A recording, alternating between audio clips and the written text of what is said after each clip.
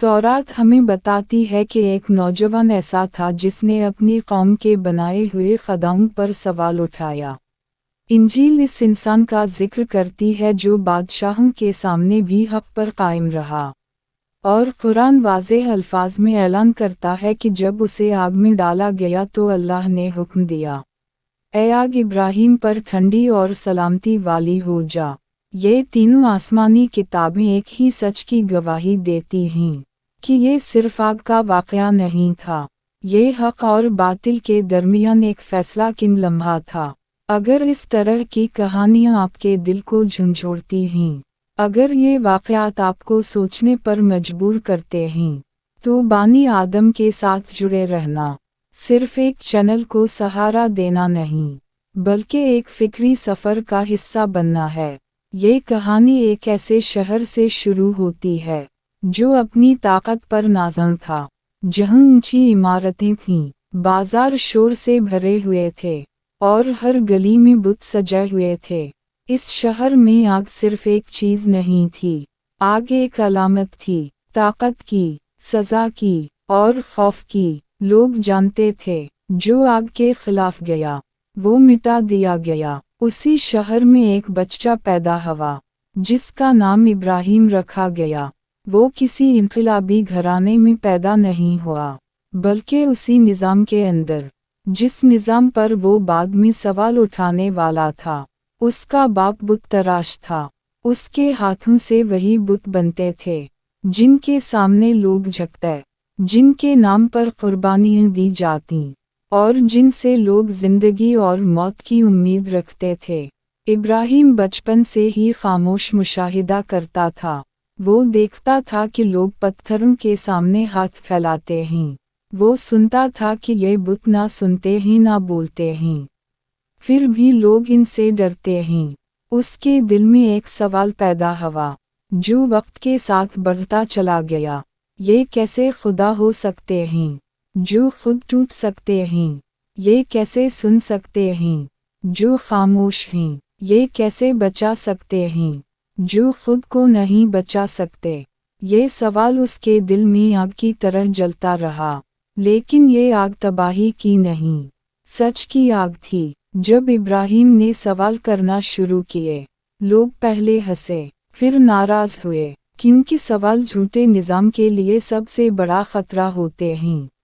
ये बात हुक्मरानों तक पहुंची, पुजारियों तक पहुंची, और इन सब को एक बात साफ नज़र आने लगी, अगर ये नौजवान लोगों को सोचने पर मजबूर कर गया तो सब कुछ बिखर जाएगा।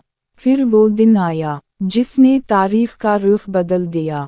शहर में एक बड़ा त्यौहार था, लोग अपने ख़ुदाओं के जश्न के लिए शहर से बाहर गए।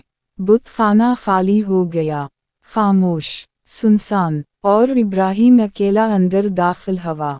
उसने चारों तरफ देखा, खामोश पत्थर, जामिद चेहरे, और उसने वो काम किया जिसने सदियों को हिला दिया।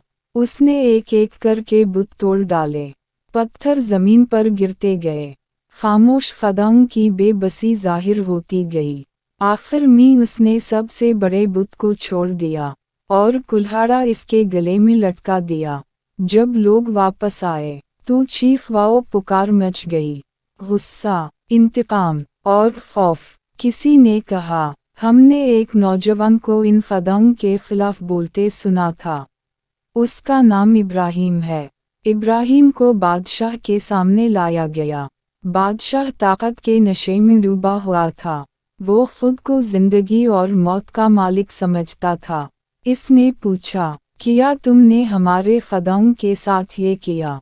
इब्राहीम ने चीख कर जवाब नहीं दिया, इसने मिन्नत समाजित नहीं की, इसने सिर्फ बड़े बुत की तरफ इशारा किया और कहा, अगर ये बोल सकता है तो उसी से पूछ लो। ये जुमला तीर की तरह लगा। लोग खामोश हो गए, क्योंकि वो जानते थे बुत कुछ नहीं बोल सकते। लेकिन सच मानने के बजाय इन्होंने गुरूर को चुन लिया। इन्होंने फैसला किया कि इब्राहीम को ऐसी सज़ा दी जाए जो हमेशा के लिए मिसाल बन जाए। इन्होंने आग चुन ली। दिनों तक लकड़ियाँ जमा की गईं, इतनी आग तैयार की गई کہ اس کی گرمی دور سے محسوس ہوتی تھی۔ یہ صرف سزا نہیں تھی، یہ ایک پیغام تھا، جو سوال کرے گا وہ جلایا جائے گا۔ جب ابراہیم کو لایا گیا تو کوئی بھی آگ کے قریب جانے سے ڈر رہا تھا، اتنی شدید آگ تھی۔ اسے ایک مشین کے ذریعے آگ میں پھینکا گیا۔ اس لمحے جب ہر آنکھ موت کی منتظر تھی، جب ہر دل فتح کے خیال میں تھا، کچھ ایسا ہوا جو عقل سے بالاتر تھا۔ آگ جل رہی تھی مگر جلا نہیں رہی تھی، وہ آگ جو سب کچھ راکھ کر دیتی تھی، اس دن حکم کی پابند بن گئی۔ قرآن کہتا ہے، اللہ نے فرمایا، اے آگ، ابراہیم پر ٹھنڈی اور سلامتی والی ہو جا۔ ابراہیم آگ میں کھڑا تھا مگر زندہ، محفوظ، پرسکون۔ لوگ دم بخود تھے، بادشاہ کی طاقت ٹوٹ چکی تھی، پجاریوں کے جھوٹ بے نقاب ہو چکے تھے۔ آگ خدا نہیں رہی، وہ بھی ایک مخلوق ثابت ہو گئی۔ یہ صرف ابراہیم کی حفاظت نہیں تھی، یہ انسانیت کے لیے ایک پیغام تھا کہ طاقت آگ کی نہیں، حکم دینے والے کی ہوتی ہے۔ آگ بجھ گئی مگر لوگوں کے دلوں میں لگی آگ اور بھڑک اٹھی۔ یہ ایک تلخ حقیقت ہے کہ ہر معجزہ ہدایت نہیں بنتا، کبھی کبھی وہ صرف انکار کو مزید مضبوط کر دیتا ہے۔ ابراہیم زندہ آگ سے باہر آ چکا تھا مگر اس کے دشمن زندہ سچ کے ساتھ جینا نہیں چاہتے تھے۔ لوگ حیران تھے، خوف زدہ تھے، لیکن بدلنے کے لیے تیار نہیں تھے، کیونکہ مان لینا، یہ تسلیم کرنا ہوتا ہے کہ اب تک وہ غلط تھے، اور غرور ایسی شکست قبول نہیں کرتا۔ چند لمحوں کے لیے شہر پر خاموشی طاری رہی۔ ہر شخص اپنے اندر ٹوٹ پھوٹ محسوس کر رہا تھا۔ وہ جانتے تھے، جو کچھ ہوا وہ جادو نہیں تھا، وہ اتفاق نہیں تھا، مگر پھر طاقت بولی۔ حکمرانوں نے بات بدل دی، کہا، یہ کوئی خاص بات نہیں، آگ کمزور تھی، یہ ایک چال تھی، سچ کو دفن کرنے کا یہ سب سے پرانا طریقہ ہے۔ شور مچا دو، بات بدل دو، وقت گزرنے دو۔ ابراہیم کو قتل نہ کیا گیا، کیونکہ ایسا کرنا اس واقعے کو اور طاقت دے دیتا، مگر اسے قبول بھی نہ کیا گیا۔ یہی وہ لمحہ تھا جہاں آزمائش کی نوعیت بدل گئی۔ پہلی آزمائش آگ تھی، دوسری آزمائش تنہائی تھی۔ ابراہیم اب اس شہر میں ایک زندہ سوال بن چکا تھا۔ لوگ اسے دیکھتے اور نظریں چرا لیتے۔ وہ جانتے تھے، یہ شخص ہمارے جھوٹ کی یاد دہانی ہے۔ ایمان کا سب سے بھاری بوجھ اکیلا پن ہوتا ہے۔ ابراہیم نے بدلہ نہیں لیا، اس نے شور نہیں مچایا، اس نے بس سچ بولنا جاری رکھا۔ وہ لوگوں سے کہتا، یہ بت نہ نفع دے سکتے ہیں نہ نقصان، یہ تمہاری دعائیں نہیں سنتے۔ کچھ دلوں نے یہ بات محسوس کی، مگر زبانوں نے ساتھ نہ دیا، کیونکہ سچ ماننے کی قیمت اکثر بہت زیادہ ہوتی ہے۔ پھر وہ دن آیا جب خود بادشاہ نے ابراہیم کو دربار میں بلایا۔ یہ وہ بادشاہ تھا جو خود کو زندگی اور موت کا مالک سمجھتا تھا۔ اس نے غرور سے کہا، میں زندہ کرتا ہوں اور میں مارتا ہوں۔ ابراہیم نے بحث نہیں کی، اس نے منطق پیش کی۔ اس نے کہا، میرا رب سورج کو مشرق سے نکالتا ہے، اگر تم سچے ہو تو اسے مغرب سے نکال کر دکھاؤ۔ یہ جملہ تخت سے زیادہ بھاری تھا۔ دربار میں خاموشی چھا گئی، کیونکہ طاقت کا جھوٹ ننگا ہو چکا تھا۔ بادشاہ کے پاس جواب نہ تھا، مگر دل میں ضد باقی تھی۔ طاقت ہار ماننے کے بجائے راستہ بدل لیتی ہے۔ ابراہیم کے لیے اس زمین میں رہنا ناممکن بنا دیا گیا۔ اسے کہا گیا، یہ شہر چھوڑ دو۔ یہ سزا آگ سے کم نظر آتی ہے، مگر اثر میں کہیں زیادہ گہری ہوتی ہے۔ جلا وطن ہونا، جڑوں سے کٹ جانا ہوتا ہے۔ گھر، خاندان، یادیں، سب پیچھے رہ جاتا ہے۔ ابراہیم نے سوال نہیں کیا کہ کیوں، اس نے شکایت نہیں کی کہ کیوں میں، اس نے بس قدم بڑھایا۔ یہاں ایک نکتہ بہت اہم ہے۔ आग जिस्म को आजमाती है, लेकिन जला वतनी रूह को। मूजिज़ा इंसान को बचा सकता है, लेकिन रास्ता इंसान को बनाता है। इब्राहिम अब इन ज़मीनों में चल रहा था, जहाँ कोई उसे नहीं जानता था, ना कोई इस्तक़बाल, ना कोई पहचान, सिर्फ आसमान और एक वादा। वो रातों को खले आसमान तले सोता, सितारों को देखता और सोचता, ये सब किसके हुक्म से है। यही वो मकाम था जहाँ ईमान दिखावे से निकलकर यकीन बन जाता है। अक्सर लोग कहते हैं, अगर हमें मोजिज़ा दिखा दिया जाए तो हम मान लेंगे, लेकिन इब्राहिम ने मोजिज़े से पहले माना था, उसी लिए मोजिज़ा इसके लिए आया। ये फ़र्क हर दौर में फैसला करता है। जो पहले यकीन रखता है वही आखिर तक खड़ा रहता है। आग पीछे रह गई, मगर आजमाइश ख़त्म नहीं हुई। ये वो नुक्ता है जहाँ ज़्यादातर लोग इस कहानी को गलत समझ लेते हैं। लोग समझते हैं कि असल इम्तिहान आग थी और असल कामयाबी आग से बच जाना, हालांकि हकीकत इसके बिल्कुल बरअक्स है।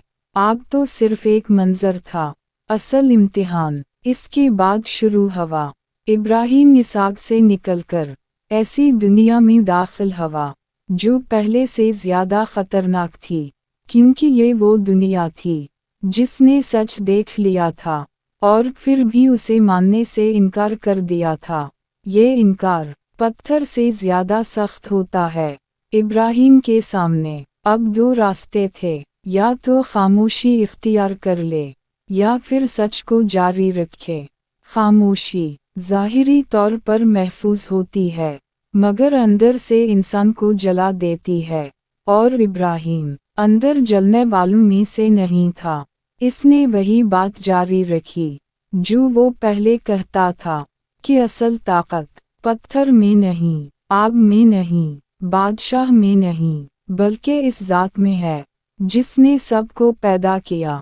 ये बात हर दौर में ख़तरनाक रही है, क्योंकि जब इंसान अपने बनाए हुए खुदाओं से सवाल करता है तो पूरा निज़ाम हिल जाता है। इब्राहिम की कहानी सिर्फ बुतों की नहीं है, ये कहानी हर इस चीज़ की है जिसे इंसान अल्लाह के मुकाबले में मरकज़ बना लेता है। कभी ताकत, कभी दौलत, कभी शोहरत, कभी राय आमान, कभी खौफ। ये सब जदीद बुत हैं, और इन बुतों के लिए आज भी आग तैयार की जाती है, बस शक्ल बदल गई है। आज आग शुरू की सूरत में नहीं, बल्कि तन्हाई की सूरत में आती है। किरदार कुशी, मजाक, रोजगार का खतरा, दोस्तों की खामोशी और अपनों की बेरुखी, ये सब नई आगे हैं। और सवाल वही है, क्या तुम सच के साथ खड़े रहोगे जब इसकी कीमत देनी पड़े। इब्राहिम की आग इसलिए ठंडी हुई क्योंकि इसके दिल में कोई खौफ बाकी नहीं था। वो जानता था कि नुकसान देने वाला और फ़ायदा देने वाला एक ही है। जब इंसान इस यकीन तक पहुंच जाता है तो दुनिया की आग इसे जला नहीं सकती। कुरान ने ये वाक़या सिर्फ एक मोजिज़े के तौर पर बयान नहीं किया, बल्कि एक उसूल के तौर पर रखा है कि सच के साथ खड़ा होना हमेशा महफूज रास्ता नहीं होता, मगर आखिरकार यही वाहिद रास्ता होता है।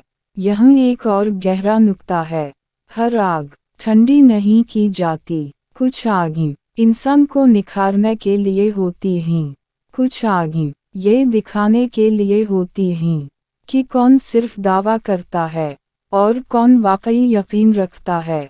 इब्राहिम का फ़र्क ये था कि वो नतीजे का मुंतज़िर नहीं था, वो बस अल्लाह पर भरोसा करता था। इसने ये नहीं कहा कि अगर मैं बच गया तो मानूंगा, बल्कि उसने कहा चाहे कुछ भी हो मैं उसी पर कायम रहूंगा। यही वजह है कि आग को हुक्म दिया गया, ठंडी हो जा और सलामती वाली हो जा। ये सिर्फ जिस्मानी सलामती नहीं थी, ये दिल का सुकून था। आग के बीच इत्मीनान, यही ईमान की इंतहा है कि हालात इंसान को हिला ना सकें। आज भी ये कहानी हमसे सवाल करती है, हम किन चीज़ों से डरते हैं, हम किन चीज़ों को खोने से खौफ खाते हैं, हम किन चीज़ों के सामने सच कुर्बान कर देते हैं, क्योंकि जो चीज़ तुम्हें डरा सकती है वही तुम्हारा खुदा बन जाती है। इब्राहिम ने सबसे पहले खौफ तोड़ा, फिर बुत टूटे, फिर आग बेअसर हुई। तरतीब बहुत अहम है, पहले दिल आज़ाद होता है, फिर हालात बदलते हैं। ये कहानी यहाँ ख़त्म नहीं होती, ये हर इस लम्हे ज़िंदा हो जाती है जब कोई इंसान अकेला सच के साथ खड़ा होता है, जब कोई फ़ायदे के बजाय हक को चुनता है, जब कोई आग के सामने झुकने से इनकार करता है। वो आग जो इब्राहिम को ना जला सकी, वो हमें भी नहीं जला सकती अगर हमारा यकीन उसी ज़ात से जड़ा हो। यहाँ बानी आदम की क़िस्त 56 मुकम्मल होती है, लेकिन सवाल बाकी रहता है, अगर आज आग तैयार हो तो क्या हम इसके सामने इब्राहिम की तरह खड़े हो सकेंगे?